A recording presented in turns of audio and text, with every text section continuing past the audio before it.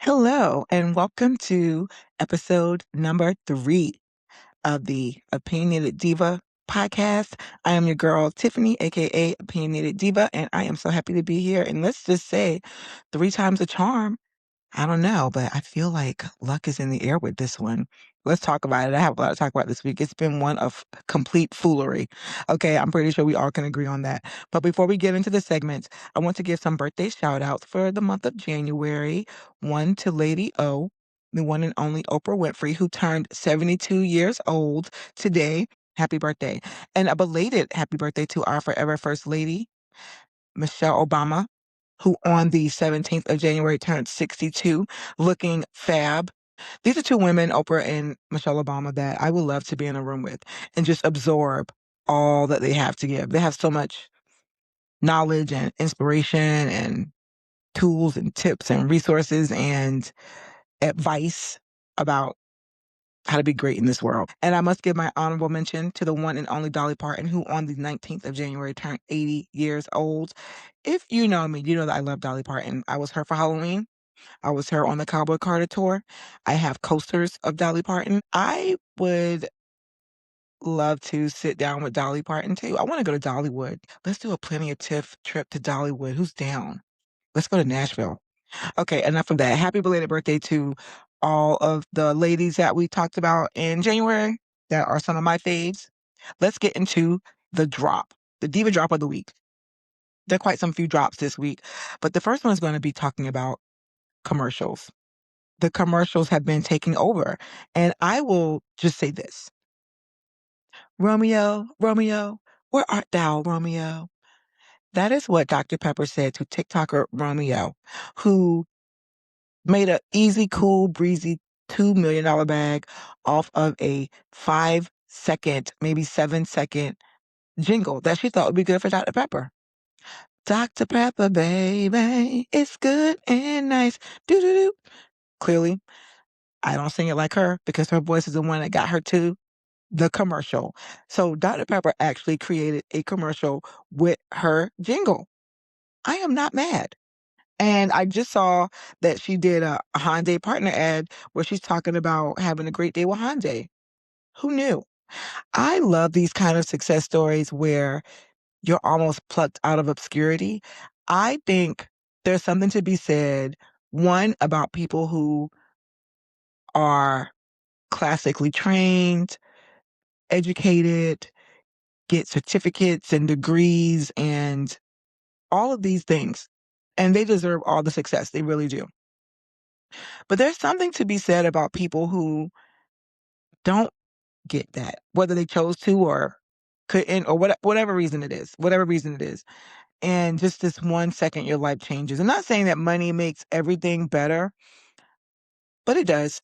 So I am so happy for her. And I hope that she does great things with not only the money, but with the newfound attention that she's getting, and I hope she does it for good. And I like to see people plucked out of obscurity and great things happen to them. Romeo, have your people get with my people so we can talk. And by my people, I mean me, because I don't have anyone. I am a team of one, okay? But kudos to her. I did a little jingle submission for Maybelline. You might have heard of their jingle contest that they did. Clearly, I'm sitting here talking to you, so I'm not sure what happened with that. But I will say, thinking back on it now, I'm going to need Maybelline to circle back. Go back and look at my jingle. I think we have something there. I don't know. Let's do this, okay? And also, before there was TikTok, before there was Instagram and X, Twitter, and all of that, before there was even, honey, MySpace, Facebook, before any of that, there used to be what we call 900 numbers. Yes, some of them were for adults only, but some of them were for your favorite celebrities. So I remember, I want to say it was Bobby Brown and Ghostbusters was out and On Your Own was like the sound on the soundtrack. And I remember calling the hotline. It was like $2 a minute, right? When you call these, and there would be a recorded message of Bobby Brown saying something like, "So glad you called," whatever. He's talking to you, like he's recording you a message. And of course you got in trouble because your mom and dad, honey, there was no cell phones then. So your mom and dad were like, "Who made the phone bill go up? This is not in our plan. Who was calling 900 number?" It was me. I got in trouble, but I was like, "Mom, it's Bobby Brown. Come on." I feel like it was Bobby Brown. That's who, but it was some of your other New Edition. I feel like I'll Be Sure might have had one. All your faves. I know Dionne Warwick. Know a lot of you Gen Zers like her and know about her now. She had psychic friends. And don't worry, we're going to get into astrology a little bit later in this episode. Me and my girlfriend back in not even high school, we were in middle school. Don't ask me how we came up with this jingle, but I'm going to say if there are any 900 numbers that exist, or if anyone's trying to bring the 900 number back, and if this number is not available and you want to make it, I have a jingle for you. Here we go. Call 1-900-LOVE line. You can call my number anytime. Tell me that it's not a hit and that will not make you call. It is the alternative to OnlyFans. Bring it back. Okay? Now, in other commercial news, Kendall Jenner is having the best week ever. I would say the best Kardashian week ever, right? Even though, yes, she is a Jenner. She's a Kardashian Jenner, and her first name starts with a K. So she teamed up with Fanatics Sportsbook, which is a digital betting platform under the Fanatics enterprise situation. And she's basically poking fun at her, one, love of NBA players, and two, failures of them not working out. And I love it. I love when you can make fun of yourself and your failures because I've done it for free. So she's doing it for money. And basically, she's known for, dating NBA players, most notably Ben Simmons, Devin Booker, Blake Griffin, and there are a few others that she was kind of noted to be with, and they call it her starting five. So I say her starting three and then the two that are in rotation. But I feel like this girl might be going to the NFL now because she's betting on that. And I love it. The commercial is great. She's basically saying, how do you think I got all this? A great house, a great car, a great pool, a private jet. My basketball boyfriends. I love it. Like, you think it's from modeling? Girl, genius, clever. Whoever came up with that, no notes. Great. I love it so much. Now, speaking of Super Bowl, Bad Bunny. Bad Bunny, honey. I am ready. To all the haters, he literally said, I got something for you. I got something for you. I'm going to just throw this commercial here. He had a commercial where he is dancing to one of his songs, and he's dancing with every ethnic, racial, gender group to the same song, basically saying the world will be dancing with me. And haters are going to have to just hate, which is so stupid why you're hating anyway. I just thought the world, honey, but I can't even get into that. And so I'm going to just quote the great wise man Fife Dog, who said, I like 'em brown, yellow, Puerto Rican, or Haitian. Shout out to Tribe Called Quest. I'm going to say that quote, but make it international. Because Bad Bunny is going to have us all, honey, speaking Spanish. And I should, because I live in a Spanish-speaking neighborhood, and I can count to 10. I can say my name, Mi amo Tiffany, hello, thank you. And I can say C. You're welcome. Anyway, Bad Bunny, I cannot wait for your Super Bowl halftime performance. And I know you're going to bring out some special guests and some surprise guests, and I can't wait. And all the haters can just stay where you are. Okay, now we're done with that. Let's move on to shine or shade or side eye. So this topic, actually, I was going to put and read the room, but they read the room, honey, and they don't care. So they're going in the shine, shade, or side eye with me. TikTok. US takeover, right? So it was already this controversy about TikTok being banned in America. Now we have these majority US investors in TikTok who are primarily Trump supporters.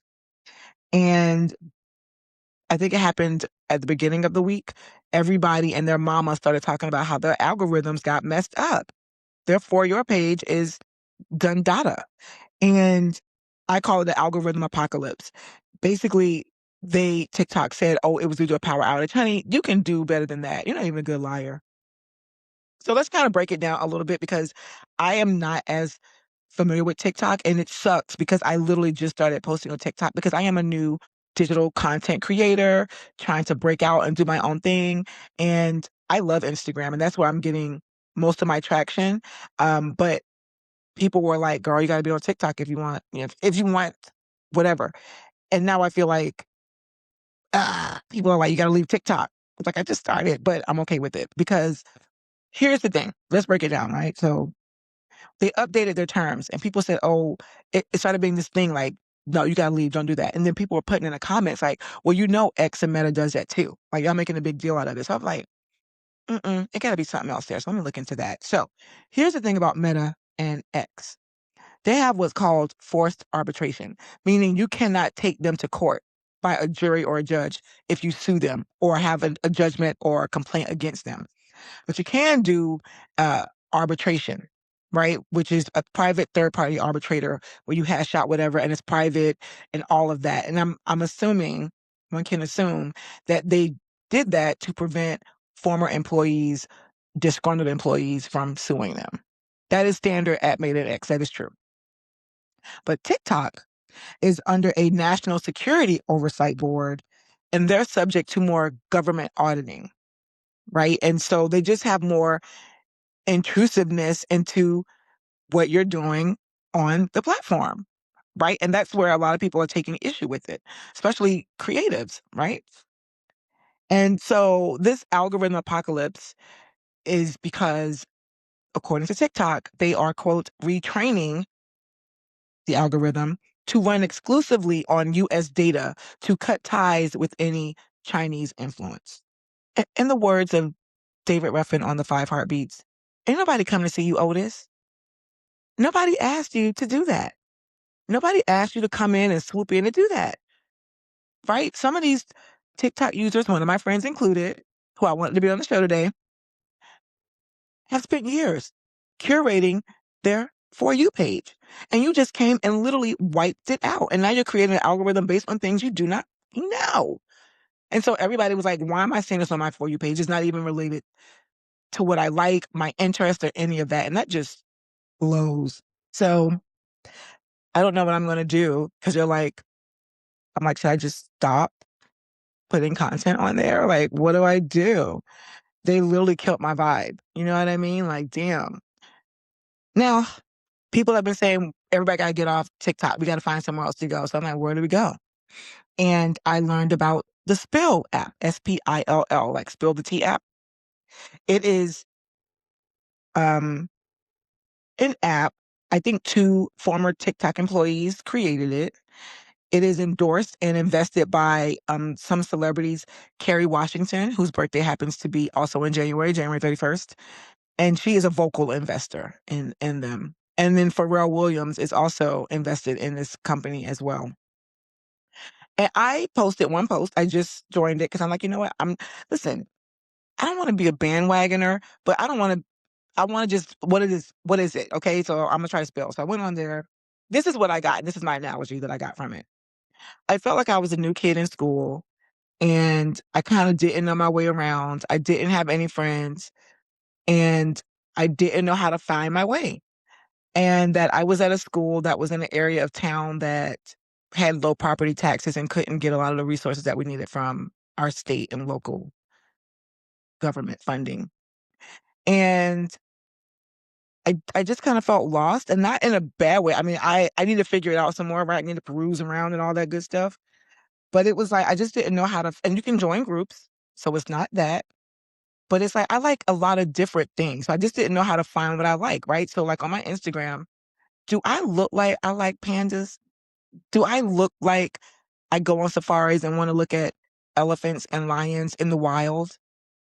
I just saw an elephant have a baby in a herd, just do this like ritual they do. I didn't know they did that. So like, that's not something I usually watch, but because I've happened to see it, now it's on my like algorithm feed, and I'm okay with that. Because now and then I like seeing a good panda cub, you know? And I don't know how that's going to change. But when I'm on the Spill app, it's like, how do I find that? Like, yes, I like this, but sometimes randomly I like that too. So how do I get that? And also, like, nobody knows I'm on there. So it's like I don't exist, which again is like being a new kid. Like, what do you have to do? Like, I'm here. How do you say that? So I want everybody who's on Spill, or if you know somebody who's on Spill, or if you know the owners and creators of Spill, talk to me. Let me know how I can be in. Because I'm going to put all of my clips that I've been doing about Plenty of Tiff up there, and I would like some people to look at it. I want to make some friends on Spill. So that's going to be the next thing. All right. There's that. Are there any other apps comparable to TikTok that we should be looking at, please let me know. I'm down. And I got a new iPhone, not the newest. I said a new iPhone, so I got a little bit of storage. So, I'm down to like download some new apps if it's gonna help me. All right, let's do it. I don't know how I forgot this, guys, but there was a shine or shade or side that I want to talk about last week and I forgot, but I have to give it up because this is what I'm finding. And I feel like at one point in time, I was a younger generation and the older generation are all these kids today and all that. But this time, it's a little different. It's a little different, right? I already talked about the Kaya Asylum. I'm not going to beat that dead horse. But now this is like, y'all be on one and for no reason. And you wonder why people want to check you on it. So if you're not familiar, last week I talked about the Oscars. It is award season, right? The Oscars, the SAG, Golden Globe, the Grammys, Billboard, everything's coming up. So there was this award show called the Astra Awards. So let me tell you a little bit about that before I get into the story. Follow me on here and do not stop. Do not hit end on this video. The Astra Awards, formerly known as the Los Angeles Online Film Critics Society Awards and the Hollywood Critics Association Awards. It's an annual award ceremony hosted by the Hollywood Creative Alliance to recognize achievements in the entertainment industry. Okay, fine. Sharon Stone literally had an entire Rick James moment at the Astra Awards. Never mind who you thought I was. I'm Rick James, bitch. Remember that from the BET Awards? Same thing. Same scenario. Here we go, yo. Here we go, yo. So what's the scenario? Let me tell you. So Sharon Stone was being awarded the Timeless Award, right? Sharon Stone, she was Oscar nominated. I mean, come on. So I'm just going to read what happened and then we're going to talk about it. So this is the exchange of what happened. So Sharon Stone goes up to accept her Timeless Award, and she used this award as an opportunity to tell a great story. Quote, to the kids at my table who wondered, who the fuck took that chair? Now you know. Yeah, someone came over and said, who are you? And why are you sitting here? And she said, fuck you. But more importantly, and more to the point, I like to say, welcome you. Because Sharon Stone has class. I don't know if I would have been that nice, but Sharon Stone has class. It was a Timeless Award, right? So basically what happened was Sharon Stone was sitting at this table. I'm assuming someone younger, didn't know who she was, and basically said, why are you at this table? Like, who the fuck are you? Right? No problem. Not knowing she's getting a Timeless Award, which also begs the question, why are you even there if you don't know who's getting awarded? How do you, whatever. But Sharon Stone went on to use her acceptance speech. Instead of like talking about her, how she got to where she was and her journey and all that, no. She said, I like to give you an opportunity to start your activism work now that your consciousness has kicked in. So now that you're looking and you understanding what's going on in the room, activate your activism, bitch. Because fame without awareness and success without purpose is pointless. I'm going to quote that somewhere. And, she also said, when you want something as an artist, you should go get it. So let's talk about this, okay? Because this is my thing. When you are, especially during award season, but if you are at an event that clearly has who's who of Hollywood there, I know we shouldn't assume things, I know that. But you should assume in this instance that whoever you're talking to in that room is someone, unless you're talking to me, because clearly I crashed it because I was not invited. But anyone else you see in that room, whether they're an actress or an actor, maybe they're a producer, maybe they're an editor, maybe they're a music composer. You don't know. You don't know just because you don't see them on television now, right? So what give you the gall to even go up to someone to say something like that? It's total disrespect, one, for an adult that's older than you. And I'm pretty sure they were younger. I'm pretty sure, because if they were the same age, I'm sure Sharon Stone would have checked them at the damn table and been over it. But kudos to you, Sharon. So shine to Sharon and shade to whoever said that. I think that's just so, I used the word last week, lame. I'm going to bring lame back because I know y'all trying to bring new things into the fold now. Like now it's not Karen and Ken. Now it's Jessica and David. Why? But why? I'll never understand it. Now, let's get to what's really at hand. Read the room. Who did you think it was going to be? Who did you think? If it wasn't TikTok, honey, who? I'll tell you who. Onika, Tanya, Mirage, hyphen, Petty. And I'm going to preface that with my name is Tiffany Joyce Drummond. Because I know when you say somebody's government name, you're serious. And you act like you know me. So here we are. Tiff and Onika, also known as Nicki Minaj. So this week, Nicki Minaj attended the Trump Accounts Summit, where she pledged $150,000 to $300,000 towards his initiative that is supposed to be an investment program for U.S.-born babies. She also was quoted as saying that she's his number one fan. Her stance in supporting the president is to stand against bullies. She's not about bullying. Could have fooled me. But let's talk about what's really important about the video footage that we saw. Is her even being there? No. I liked her fur coat, actually. I did like that. The dress was cute, too. The hair. Now, a comedian was saying, I know that the gays left you because your hair.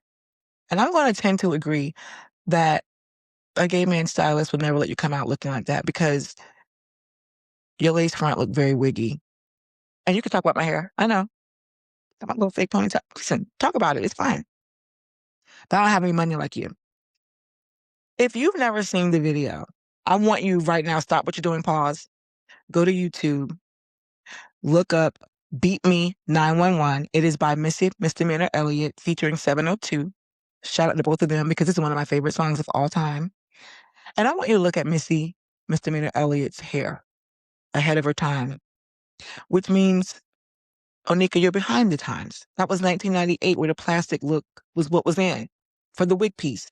So I don't know what you were doing, but it clearly gives me that. And nothing against straight stylists. Come on. Nothing against straight stylists. What I'm saying, you all know gay stylists do it better. And it's clear this, whoever did it, I'm not saying anything bad about you. I'm pretty sure you have good work. But you know something was like really looking plastic, like on the edge things that were happening. So there's that. But you know, more importantly, honestly, aside from the Beat Me 911 wig was, how do we explain what's happening here? Like, I do believe that when you have a large platform, you should use it for good. And maybe this is her version of good. I don't know how she sees that. I don't know what her thought process is. I don't want to say she's on drugs. I don't want to say she has a mental instability, but those could be factors. I don't know. But if it's not any of that, then what's left? And I thought about it and I said, it has to be her astrological sign. It has to. What else could it be? So I found an article and I found out her birthday. I think it's on December 8th. And I found an article about Sagittarius. And I went to a good friend of mine. Some of you call it Chat GPT. I call mine Gemini. I use a Google version. And this is what the kids don't understand on how to use AI effectively. When you are asking it something or you're prompting it, you can't just say, tell me about Sagittarius. You got to talk to, like, it's a person in the room. Like, I can't believe that Nicki Minaj went to support Trump. What else could explain that except her astrological sign? Take this article that I just found about Sag and break it down and explain to me how this supports my theory that Nicki Minaj is this way because of her sign. Now, I have two sisters who are Sag. I have friends who are Sag. So I'm going to read about why Nicki's astrological sign is a reason for her behavior. But I want to preface that with saying that I believe your energy precedes you. And so you have this astrological sign that you are, and then your energy is like this big thing that radiates outside of that. And so I think your energy carries you further. And her energy is just in a negative space or another space. I don't want to say negative, another space. So I'm going to tell you what I found out about Nicki when I was talking to Gemini. And I think it's something there. I think it's something there.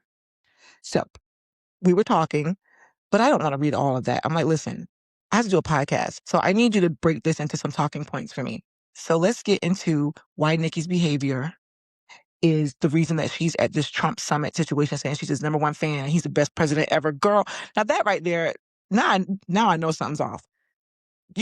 That's not true. Even if you're looking at, what are you looking at when you say that? But anyway, the contrarian rebel. Sagittarians are fiercely independent. Minaj likely views her support for a polarizing figure as a way to prove she isn't an industry puppet. By moving against the political grain of the music industry, she asserts her total autonomy. I can see her thinking that way. I really can, actually. Alignment with bluntness. Sagittarius is the sign of unfiltered truth. She likely identifies with Trump's rhetorical style, viewing it as authentic rather than polished. Honey, he is neither authentic or polished, which mirrors her own tell it like it is brand. Is that what we're calling it now? The us versus them protector. Framing her stance as a defense against bullying is a classic fire sign trait. She views herself as a warrior for the underdog.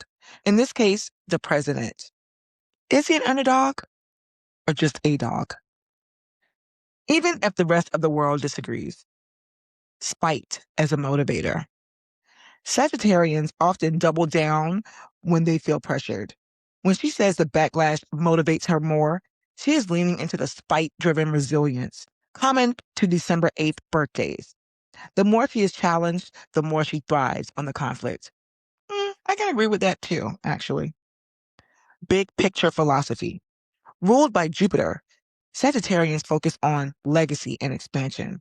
Her interest in the Trump accounts initiative suggests she is prioritizing long-term financial policy and traditional values over short-term pop culture optics. I don't agree with that, but okay. Moral advocacy. Sagittarius is the sign of the philosopher and the seeker. Her recent focus on religious freedom and Christian persecution aligns with the sign's tendency to champion grand moral or spiritual causes.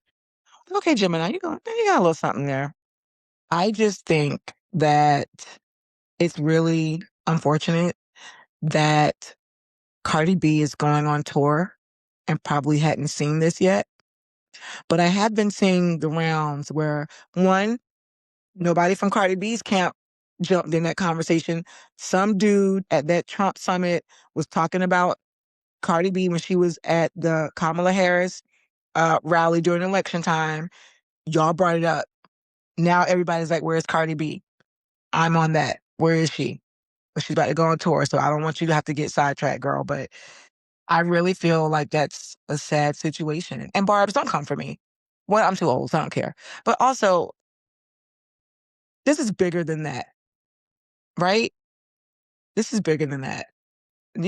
Don't be a Barb. Be an American doll at this point, okay? Do that. Do that. Be more realistic. Thank you. And that concludes this week's episode of Plenty of Tiff. You can reach me on Instagram at Opinionated Diva. You can reach me on TikTok for now at The Opinionated Diva. And I am on Spill as Opinionated Diva. But what I want you to really do is go to YouTube and subscribe to my channel right now. Just tell one person. Each one, teach one. One person to go subscribe to my channel because I'll be doing this every week.